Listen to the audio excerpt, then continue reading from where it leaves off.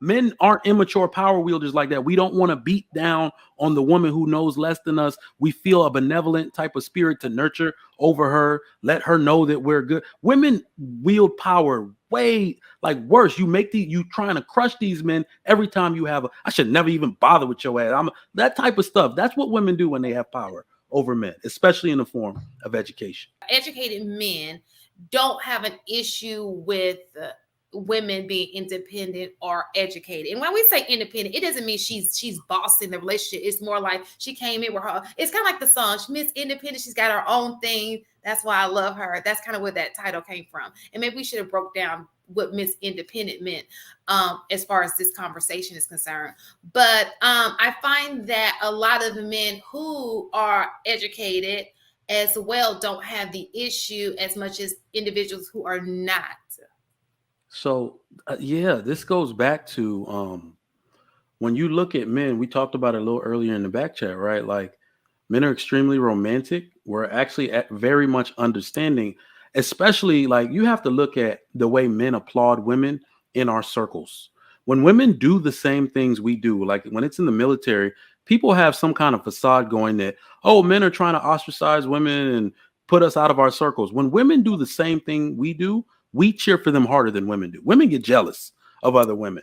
When a woman when the goal is to do 50 push-ups and a woman does it, ain't nobody be looking like, oh, we like, yeah, girl. That's what I'm talking about. We're happy for you to do it because we applaud and we know the effort it took to do it because we did it too. So that's the same thing when a woman has a degree or she's focused. You just recognize the level of focus she has that matches yours. So you're going to naturally be more open to saying, well, that's just the way she is because that's how anybody would be. You know, she needs to move forward and make something of herself, whether I'm here or not. That's why she's acting this way. Right. So it's more of a respect thing. Now, where that starts to come as a problem to men who don't have that education. I really don't think most men will tell you up front on a date, well, it's kind of intimidating, you're really smart, but they're saying that to please the woman. It's the way the woman behaves. Women are very immature power wielders.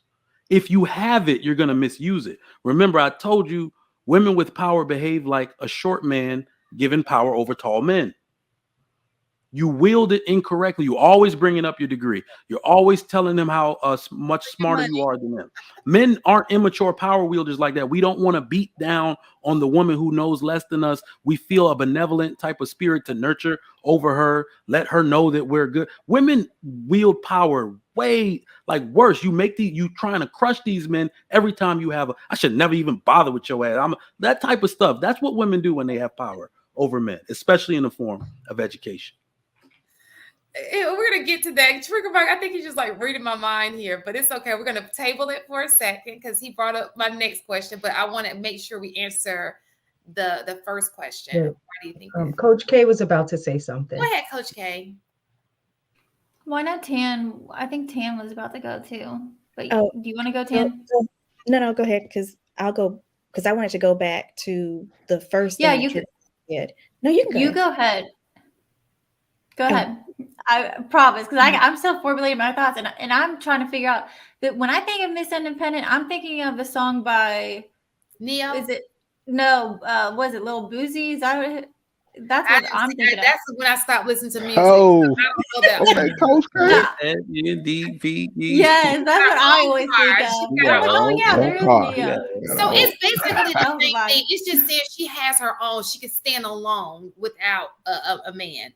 So that's I think they had the same. I don't know all the lyrics to that song, but I think they're about the same. Well, are men I don't think men are bothered, and correct me if I'm wrong, I'm not a man. Okay.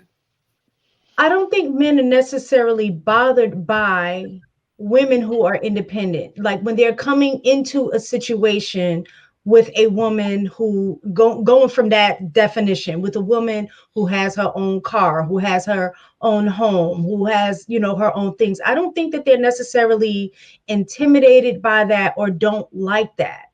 You are correct. Okay. I think it's more along the lines of is there an attitude behind that comes along with it? So if the attitude is, I don't need you, I got my own car, I got my own house, that kind of stuff, I think that is more of the issue that men have versus women coming in with their own things. Actually, I think men can appreciate that, because I think for them, part of it would be more of a, I'm looking at the way that she can take care of herself. She does these things for herself. She's able to grow and do those things on her own. So coming into a marriage, I know we're kind of on the same mindset of trying to, advance as a couple. So I think it's more so the attitude behind it of maybe putting out the energy of maybe unintentionally, some intentionally, passing on a wrong message that that she doesn't really need him. And I think that's where the issue comes in. Love an independent woman, can't stand a boss bitch. And that is I have some information about that, but go ahead. Did anybody else want to speak on that topic before I move on to the next one? So I'll just no, you go ahead, Tan, and I'll be quick. So you go ahead, Tan. oh, you'll be quick. Go ahead then. All right. Honestly, I mean, I know it's hard for me. I know I'm the white person on the panel, and I'm like trying to think about at least people I know from school and things like that. And when I think about it, some of the girls did go to college, and I remember someone saying the MRS degree, and I was like, why? So, and I just remember like I never thought about this type of stuff. Like I was under the same impression of, oh gosh, I wasn't even thinking about what a guy was making or whatever. I don't know. For some reason, I did feel like I had a moral high ground or something like that. Even I don't know why though. Like I wasn't really thinking of a man and what he brought to the table, but I wasn't really thinking about marriage at that time. I mean, I was probably in my early 20s. So it's just interesting to think about, again, broken record. I never really thought about this stuff in this way until Kevin Samuels, and all of this makes so much sense to me now. But I don't know, and I wasn't taught to really be like this. I mean, I had a single parent, a single dad, but I don't know. It's just interesting because I definitely can relate to having that kind of attitude in a way, and I see it even with my own sisters. And I've definitely gotten better, but I definitely think it's how a woman treats her man or treats other guys too. And also I was thinking about, it's almost like everyone has degrees now at this point too. So that's kind of interesting at a societal level. Like they're not worth as much as they used to, but either way, I think it's just the humility, I guess. But yeah, that's all I got. So there were a couple of things that I had going back to Trigger Mike, but I'll mention, I think, what Mistaken was talking about. Well, I wonder if it's going to be my next question, because we're going to dig a little deeper into it. So go ahead and answer it, and I'll tell you if it's going to go into our next question, because I don't want us to jump the gun, but go ahead. Okay, so I'll go back to what Trigger Mike was saying in the very beginning when he was saying many Black men were raised by single moms, and you guys saw independence firsthand because you were raised by a single mom. Well, I guess that intrigues me because as you were talking, I started to think, well, yes, you were raised by an independent mother, but who did you see your mom being submissive to? Like, you saw the independent mom, but you necessarily, if I'm envisioning and just talking aloud, who did you witness your mom being submissive to? Does that make sense? Personally, me, I didn't. Yeah. No one ever. So I guess I'm trying to equate having an independent mother and the whole submissive thing, because I guess as I listen to that, because you make it a lot of sense, but I'm still not connecting the pieces with that rationale. Yes, you were raised by an independent mom, But being raised by an independent mom, you're not seeing firsthand your mom being submissive to anyone in the household, so to speak. Well, I Well, wasn't raised by what a do you, single mom, Not what do but you, you, but a single but I, mom, I was, and I'll be more than happy to dive what, would she be into submissive what I to was the able to father? see. Uh, well, it Um, depends if the father's in the picture. So for me, just to give a little bit of context to Tan, single mom, yes, but I did split time with my dad, who lived in Dallas, Texas, which was about 6 hours from where we lived, and he of course got remarried. So I got the opportunity to see the dynamic in their relationship. Also, I I spent a lot, not most of my time, but I spent a lot of time with it's going to sound awful, but with my Caucasian friends, because I played football and we had that in common. And going over there, got a the principal of our school was my best friend's dad, and his mom was a school teacher. So I got to see what those dynamics actually look like. In contrast, all of my friends, all, all, all of them back home in the, I don't want to, in the projects, it was all single moms, and they never got to experience any of those things that those relationships that I got to experience. Oddly enough, where I'm at in life, and this is not a jab at them, but where I am, they're not even close. They're still living in the same city, doing pretty much the same things. Whenever I go back, it's, yo, you still a cook? You're not owning the joint yet? What are you waiting on? So I fortunately got to see the dynamics, and I had different people in my corner. They didn't get to see it. They didn't get to see the submission. So they have relationships that are up and down, even with the same females, because they didn't get to see it. So the relationships are up and down, and they have kids, then they're not married and don't plan on getting married and things like that. So, and they still, they're still trying to up that number. I'm gonna smash the next chick, right?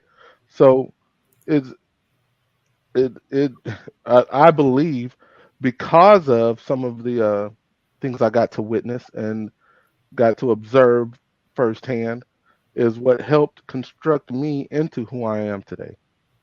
And them not being able to witness it, didn't get to see it, and thus are still in that repetitive cycle. But what I will say, the six that come to mind right offhand, every single one of them are in their children's lives in some way, whether it's with the mom and not being married, or if they get their child. They are active participants in their lives.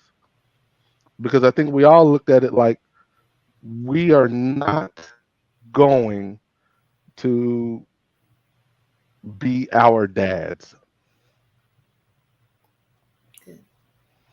So was did that answer your question, Tan? What? it I did. just It wanted to elaborated. provide some insight. That's all. Yeah. Yeah. And I think it does provide insight. I guess if I could connect the dots or try to connect the dots, when Trigger Mike was saying a lot of Black men were raised by single Black women, and of course they like independent Black women because they were raised with one, firsthand. You see that Black independent woman, but that's in a different position. That's a mother figure.